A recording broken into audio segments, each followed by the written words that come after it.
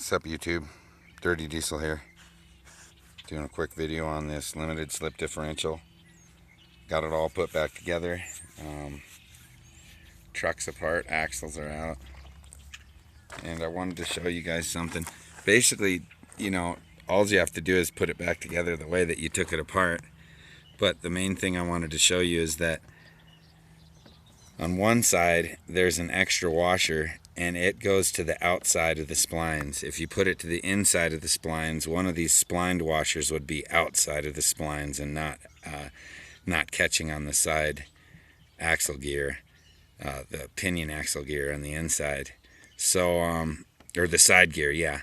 So make sure that you put these in exactly how they came out. That's all I'm saying.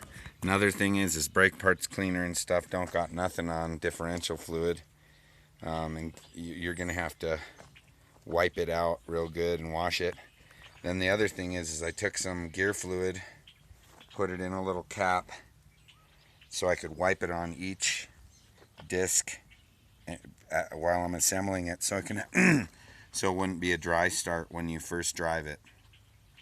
Even though I'm sure it would just sling oil right away, it's better to install stuff that way.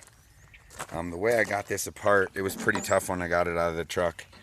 I just took a 14 millimeter, and you got to hold it yourself and hammer it at the same time, which makes it kind of hard. It wants to spin, but you got to tap it loose, and I'm gonna have to tap it tight also because it needs a pretty strong go at it.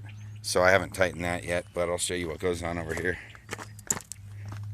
You got to take your axles out. They slide out, and fluid's gonna come out everywhere.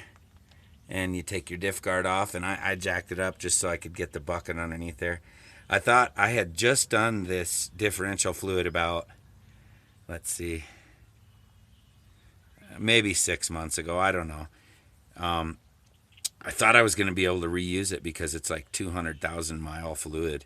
But on a bad limited slip, it's going to go bad on one that's not functioning because of the clutch packs. They go all over the place and they just get everything all gross.